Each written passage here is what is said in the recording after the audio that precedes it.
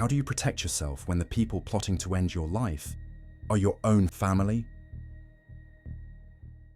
Matthew Restelli drove 11 hours across state lines to reach the very people who were preparing to kill him.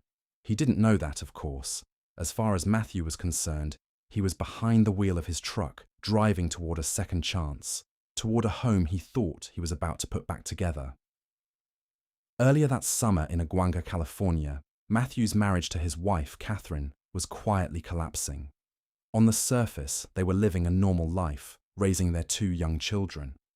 But behind closed doors, Catherine had already decided she was done. She wasn't keeping those feelings to herself. She was sending them in text messages to her mother, Tracy Grist. Messages that would eventually be projected onto a screen in a Utah courtroom. "I hate my life, Mom," she wrote. And then, colder. "I hate that I have kids with Matt." By winter, the messages grew blunt. "We've been fighting so much. I want out." So she left. Catherine packed up her 2 young children, rented an SUV, and made the long drive from Southern California all the way to American Fork, Utah, moving into the home where her mother lived. She told Matthew it was just a temporary visit, a little time away to spend with family. She didn't tell him she had no intention of ever returning to California. Before she drove away, Catherine slipped an Apple AirTag into Matthew's truck. Inside the family's shared digital accounts, the tracker was labeled simply Truck. They set up a dedicated group chat specifically to follow its movements. From that day forward, several members of Catherine's family could open an app on their phones and see Matthew's exact physical location in real time. He had no idea anyone was watching. A woman packing up to leave her husband doesn't need his real-time location unless she is monitoring his arrival. Catherine had consulted a divorce attorney and learned a rule of family law she refused to accept. If the divorce was filed in California and Matthew sought custody, a judge would likely order the children brought back to California. Catherine was determined to prevent that from ever happening. The children were the entire focus, and every decision that followed grew out of that single obsession. Weeks went by. Then, Catherine reached out to Matthew with the news he had been praying for. She said she missed him. She said she was ready to bring the kids back to California, move home, and rebuild their family. There was only one catch. She claimed a faked ankle injury and rental car issues left her unable to drive back on her own. She asked if he would drive up to Utah, pick them up, and bring them home. Matthew agreed immediately. He loaded up his truck and started the 11-hour drive north toward American Fork. All along the interstate, Catherine stayed in constant communication.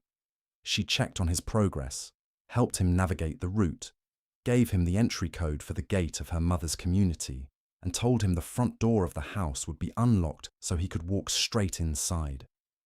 She even gave him small, ordinary domestic instructions, asking him to lay cardboard down on the driveway when he parked, so his truck wouldn't leak oil on the driveway. He believed every word. As far as he knew, he was about to hug his kids and take his family home. Matthew pulled up to the house late that night. Upstairs in a bedroom, Catherine was on her phone while their 2 small children slept. She heard the truck pull into the driveway. She heard the driver's side door shut. She heard the front door latch open. Then came 7 gunshots. Matthew never made it past the entryway. Waiting just inside the front door was Catherine's 35-year-old brother, Kevin Ellis. Kevin fired a handgun 7 times at point-blank range. 7 heavy gunshots rang out directly beneath the room where Matthew's 2 young children were lying in bed. Directly next door, in the other half of the residential duplex, a neighbor named Caitlin Laney heard the rapid gunfire through the shared wall. Alarmed, she tried reaching the family. When no one answered, she called 911 at 10:09 p.m. Inside Tracy Grist's house, No one called for an ambulance. No one called 911. Instead, Tracy Grist picked up her phone and typed a text message to the neighbor.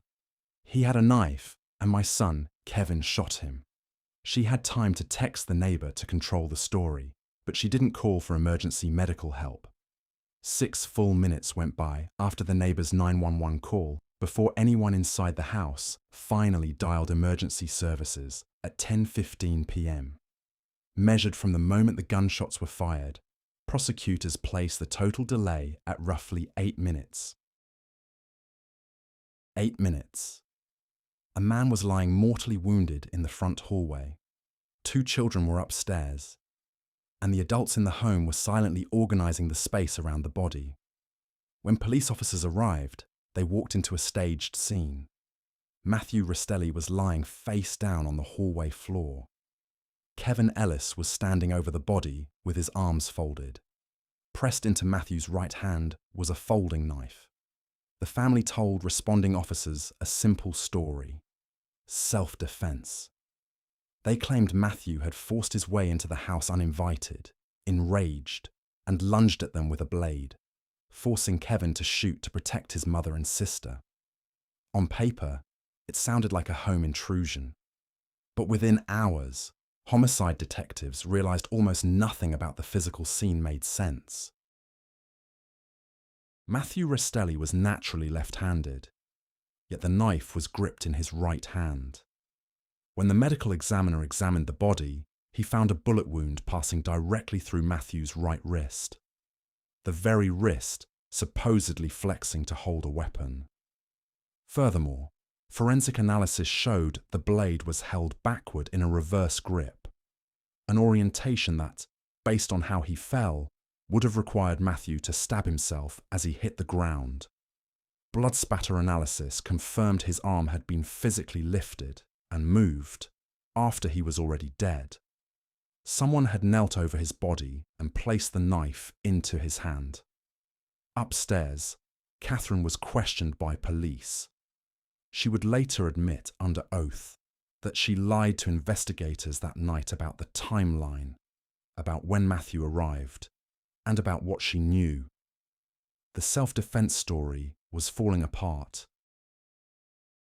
The physical staging inside that home dismantled the family's defense completely. The scene hadn't just been modified after the shooting, it had been prepped before Matthew ever pulled into the neighborhood. Blankets had been draped over the living room couches to catch blood splatter.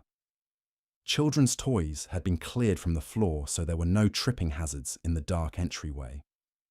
A magnetic screen door had been unlatched and taken down, so Matthew could walk through the front door without hesitation.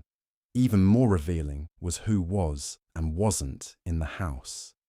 Tracy Grist's other children who lived in the home had been sent away to stay elsewhere for the night. Only Matthew's 2 kids remained upstairs. And to ensure they didn't wake up or run downstairs during the shooting, Catherine had given them melatonin gummies earlier that evening to keep them sound asleep. Then came the knife itself, the item meant to prove Kevin acted in self-defense. It was a tactical folding pocket knife equipped with a seatbelt cutter and a window breaker tip.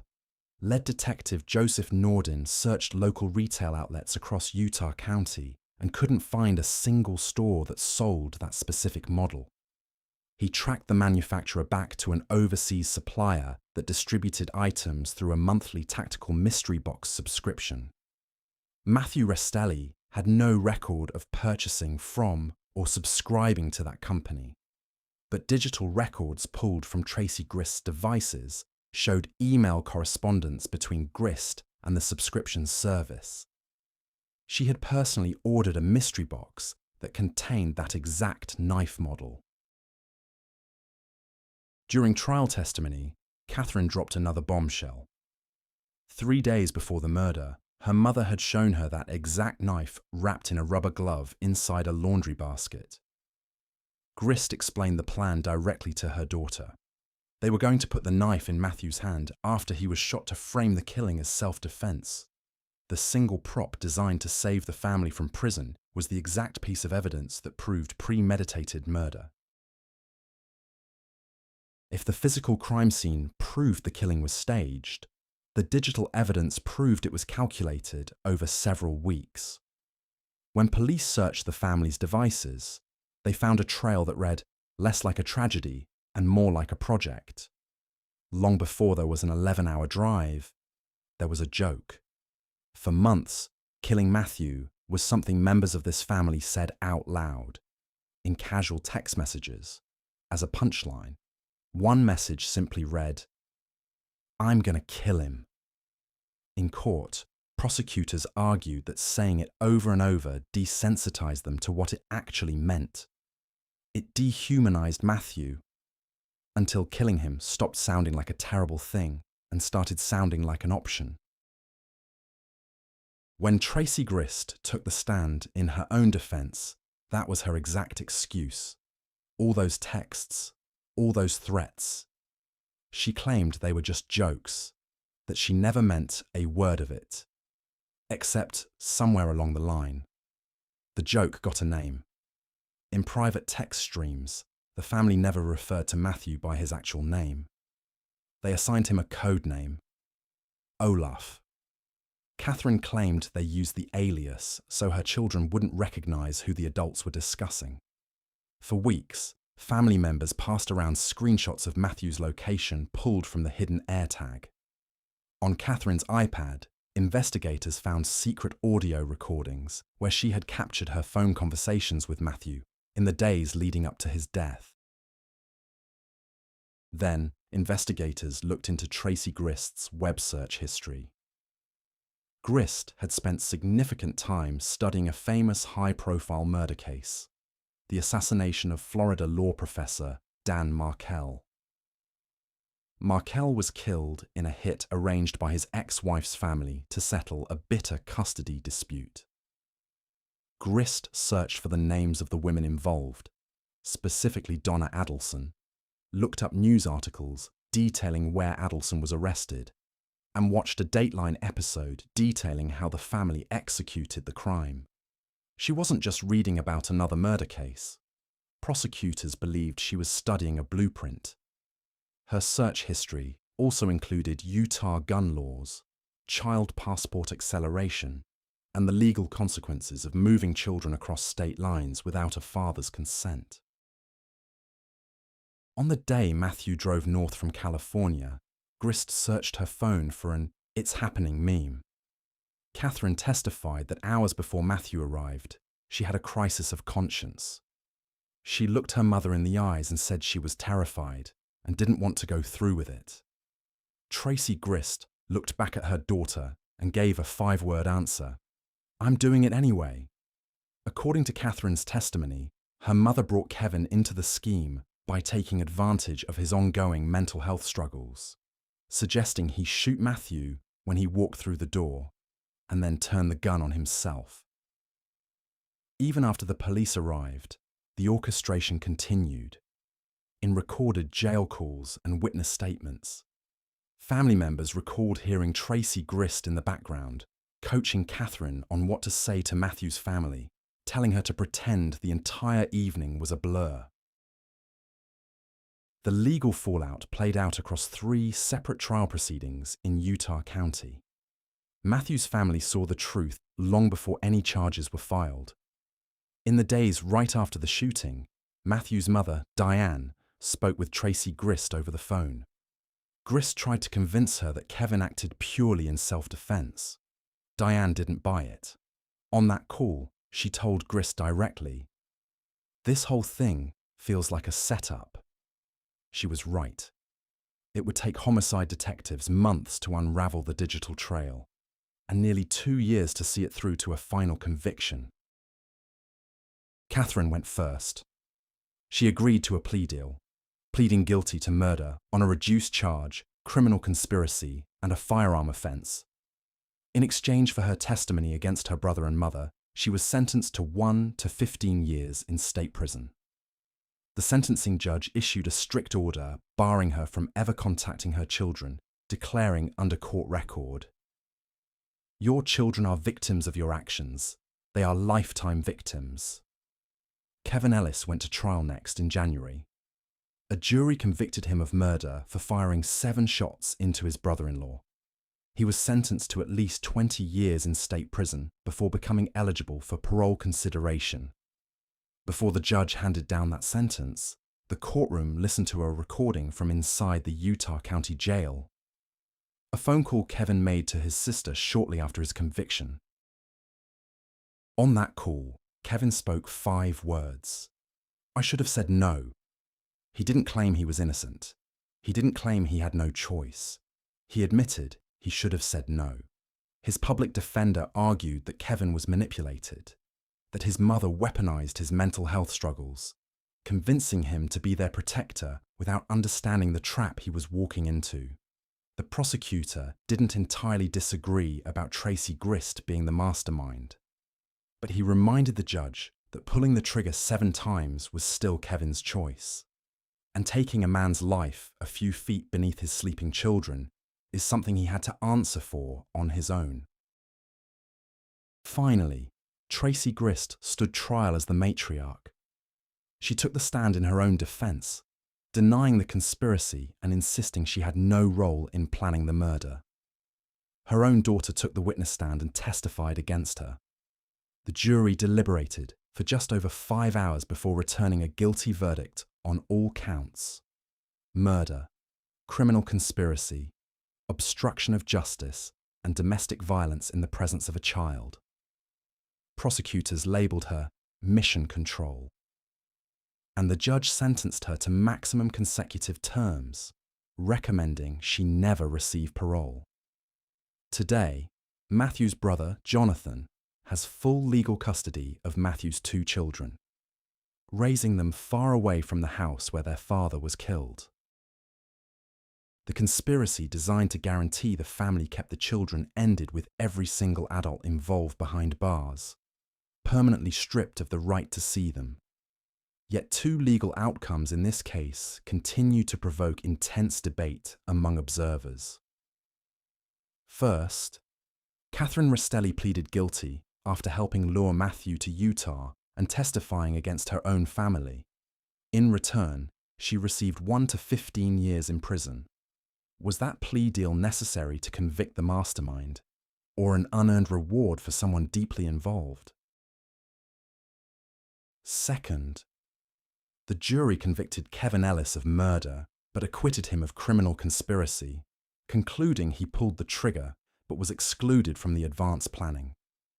Yet in a jailhouse phone call played at his sentencing, Kevin was recorded telling his sister, "I literally warned her. I said, 'This will change so many lives, you won't even know how many lives it's going to change.' I still bear so much of the blame for all of this. Given that warning, the staged entry, and the shared tracking chat, do you believe Kevin was truly kept in the dark, or was he an active partner from the start? Leave your thoughts below and hit subscribe for the next story.